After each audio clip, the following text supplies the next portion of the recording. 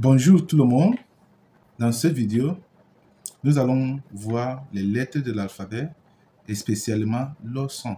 Nous allons mettre l'accent sur les sons de chaque lettre de l'alphabet. Parce que pour bien prononcer le mot en anglais, pour bien parler anglais correctement, de manière à laquelle les anglophones vont bien comprendre ce qu'on dit, il faut qu'on apprenne les sons de chaque lettre de l'alphabet. Un exemple, vous voyez ce mot c'est bag. Nous voyons que l'état E dans ce mot se prononce comme A. Et ce mot aussi, c'est cake. Et on voit aussi que la même lettre E, que le son ici, c'est E, cake. Donc nous allons savoir pourquoi c'est comme ça. Pourquoi ici on prononce ça A et ici on prononce ça E. D'accord? Donc restez dans cette vidéo du début jusqu'à la fin pour bien comprendre pourquoi c'est comme ça. Alright. Parce que cela va vous aider à bien communiquer, à bien lire et à bien parler de manière effective. Donc nous commençons. Je vais vous rappeler d'abord les alphabets, ce que vous avez déjà fait à l'école. D'accord? Après cela, nous allons apprendre leurs sons.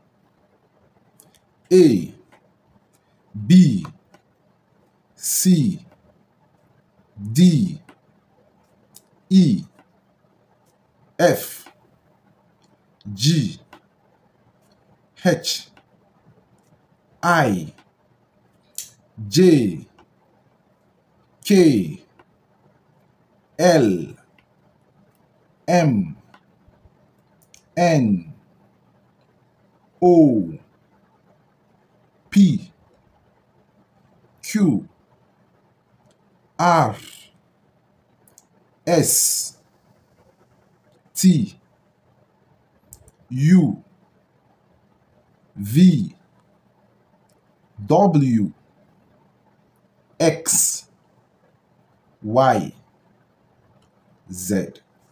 OK? Maintenant, nous allons voir le son de chaque lettre de l'alphabet maintenant. Nous allons voir le son. Il faut essayer de maîtriser le son parce que c'est ça qui va vous aider à lire effectivement, à bien communiquer effectivement. Ça va vous aider beaucoup à comprendre comment prononcer le mot. Ça va vous aider à connaître les vraies prononciations du mot. A, B, D, E, F, G, I, J.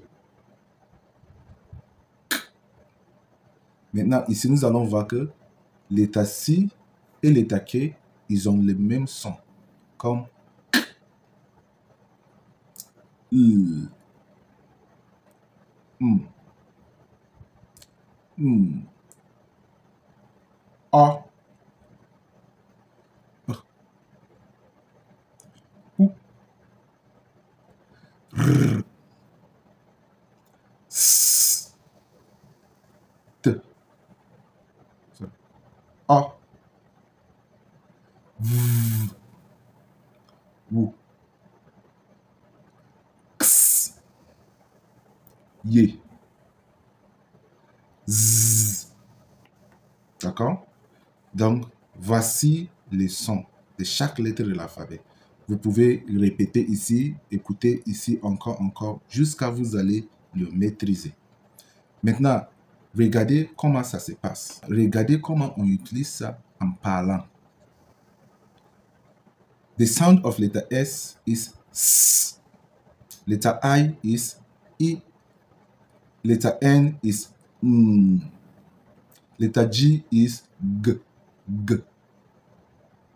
If you are pronouncing it, we have sing, sing. L, O, N, G. S, lungs, lungs. S, E, N, D. Send, send. R, I, G. Ring. Ring. B. R. I. G. Bring. Bring. OK? All right. Et ça continue comme ça. Comme S. O. G. Song. Song. R. O. Run. Run. Courir. Donc, lorsque vous voyez deux lettres I assemblent comme ça donne le son de I. I. Exemple. See. See. Keep. Keep. Week. Week. Queen. Queen. Vous voyez? Lorsque vous voyez l'état I et l'état E assemblent dans un mot, ça donne le son de I. I. Nous avons T. C. Real. Lead. OK? Beans. Meat. Etc. D'accord? Il y a des exceptions ici, comme head, spread. Ce sont des exceptions. Lorsque vous voyez qu'il y a deux voyelles et puis il y a une consonne entre ces deux voyelles, le voyelle qui vient avant le consonne prend son son directement à l'alphabet comme A, B, C, D. OK? Donc nous allons voir ça maintenant. Lorsque il y a deux voyelles et il y a une consonne entre les deux voyelles, donc le voyelle qui vient avant le consonne prendra son son directement à l'alphabet comme A, B, C, D. Voici pourquoi nous prononçons ce mot comme cake. Cake. OK? Smile. Smile. I. Smile. Cake. A. Cake. I. Smile. Smile. Vous voyez? Si on enlève l'état I ici, nous avons cake, mais c'est pas, il n'a pas le sens en anglais. Cake n'a pas le sens en anglais. Mais si on écrit I, nous avons cake. C'est la même chose avec ça. Smile. Si on enlève I, nous avons smile.